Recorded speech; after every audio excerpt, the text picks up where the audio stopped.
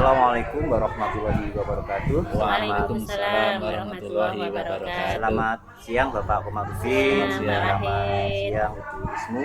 Selamat siang Pak Wahid. Bagaimana kabarnya Pak Komar dan Bu Is? Alhamdulillah ya, Pak. Baik, alhamdulillah Baik. baik semuanya, Iya. semuanya sehat. Alhamdulillah ya. Baik pemirsa yang berbahagia, pada kesempatan siang hari ini ya kita akan ngobrol ringan ya terkait dengan tokoh Kiai Haji Ahmad Dahlan. Jadi di sela-sela kesibukan kita akan membahas terkait dengan siapa itu Kiai Haji Ahmad Dahlan. Ya. Di sini ada dua narasumber yang siap memberikan paparan terkait dengan Kiai Ahmad Dahlan. Ada Bapak Komarudin dan Ibu Is yang nanti akan memberikan paparan terkait dengan Kiai, siapa itu Kiai Ahmad Dahlan, bagaimana pemikiran dari Kiai Haji Ahmad Dahlan. Baik, yang pertama kami ngobrol dengan Bapak Ahmad dulu. Siapa itu Bapak terkait dengan Ahmad Dahlan? Oke, terima kasih sekali Pak Wahid kemudian Bu Ismu. Alhamdulillah pada siang hari ini kita bersyukur pada Allah Subhanahu Wa Taala, dan kita bersyukur pula saat ini kita telah memasuki bulan Muharram, bulan Muharram 1444 Hijriah. Berarti kita sudah meninggalkan bulan yang lalu, tahun yang lalu, yaitu 1443 Hijriah.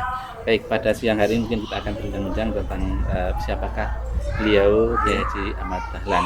Ya, sebagaimana yang kita ketahui, yang kita baca dari beberapa literatur, beliau adalah putra Kiai Haji Abu Bakar dan ibunya Ibu Siti Aminah. Beliau ini lahir di Kauman, di mana Kauman ini merupakan salah satu pusat Islam. Pada waktu itu memang terjadi penjajahan Belanda. Belanda ini juga memberikan pendidikan menurut dari Belanda. Ya. Sementara di kalangan Islam waktu itu juga ada pendidikan dan pendidikan di kalangan Islam, yaitu pendidikan tentang keagamaan, pendidikan kepada Allah Subhanahu wa Taala. Untuk selanjutnya beliau ini ketika lahir tahun 1868, ada yang mengatakan 1867. Tidak ada beberapa sumber seperti itu ya. Nah, beliau kecil ini terkenal beliau sangat cerdas dan juga orang yang tekun.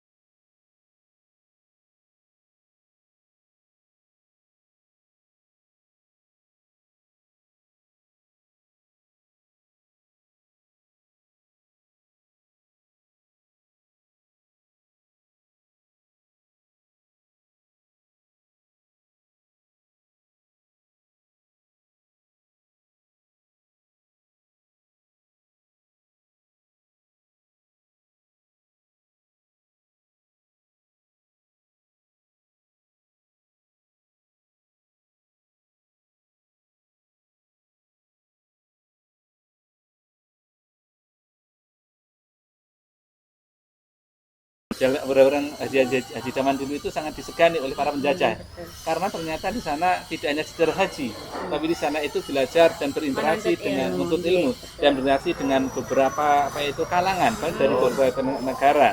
Akhirnya menjadi bersemangat ya. Oke, kemudian di sana pun beliau menuntut ilmu pada Syekh Khotib Al-Minangkabawi ya teman-teman ya. Itu yang pertama. Iya, iya. Ya. Walaupun nanti setelah 1 tahun itu kemudian pulang kembali ke Iya. sana lagi ya. Betul itu. Iya. Iya. Ya. Mungkin Oke, kemudian sedikit lagi Pak.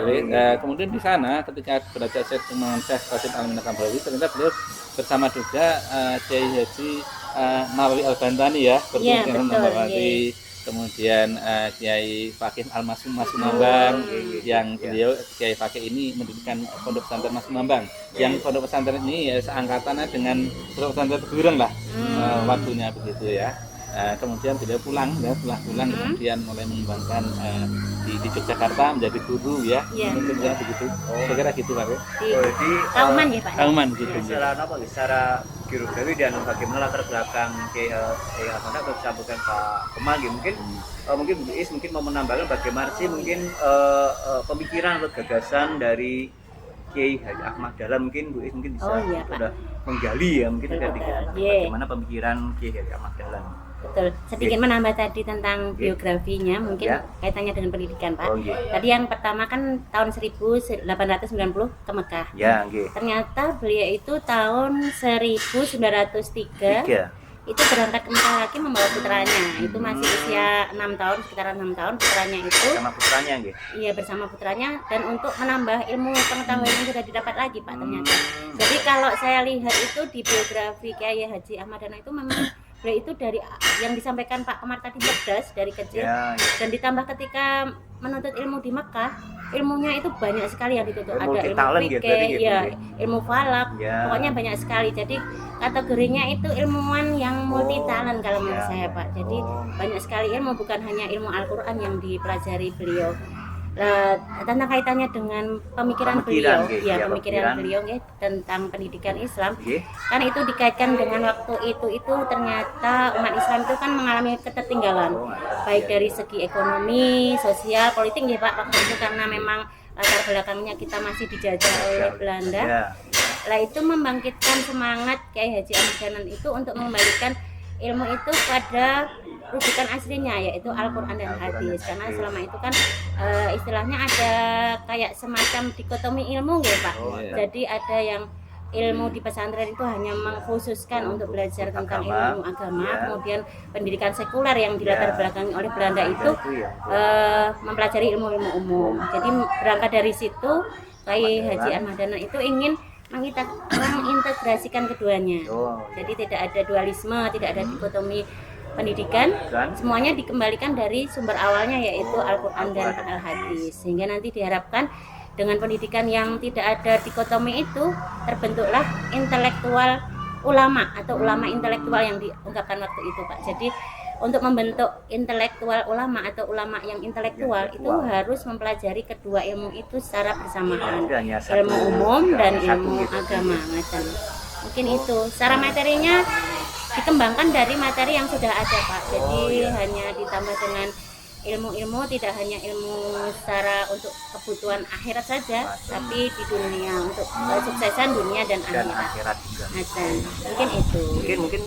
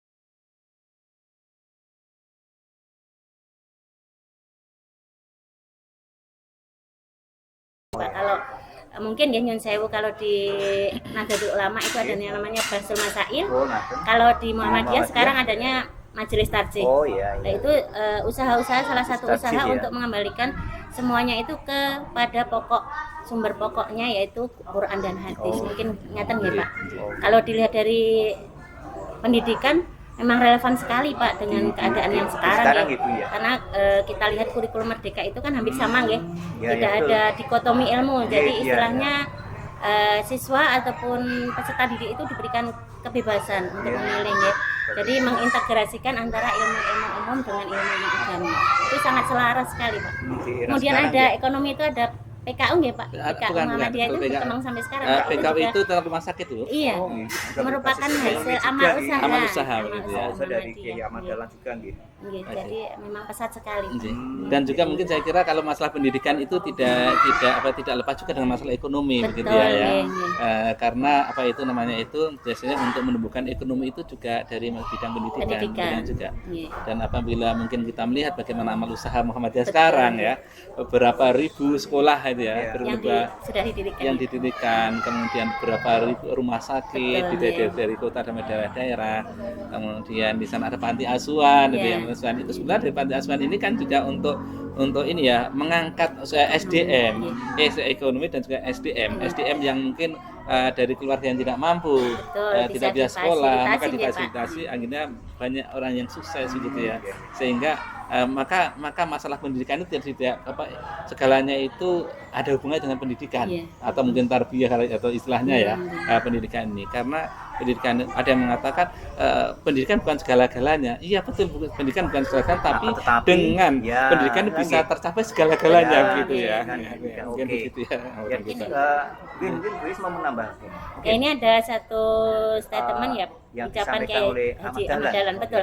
Ini dari kami merujuk dari bukunya, bisa Oke. diperisani, mungkin nanti Oh, mungkin bisa. bisa Oh, diadopsi untuk menambah hasanah Ya, ya, keilmuan. ya. Itu Ini. ada buku genealogi pembaruan pendidikan Islam di Indonesia. Ya, ini pemirsa untuk Ini saya kutip ya, tambahan, satu ucapan dari Kiai Haji Ahmad Dahlan. Dadiyo Kiai sing kemajon. Ojo kesel anggonmu nyambut gawe kanggo Muhammadiyah. Ya. Itu menurut saya bagus sekali. Jadi intinya jadilah manusia yang maju, jangan pernah lelah dalam bekerja untuk Oke. Muhammadiyah. Baik, Karena Anda. memang Muhammadiyah itu ternyata tujuannya bagus sekali ya Pak, Iya, untuk betul. mengembalikan semuanya itu kepada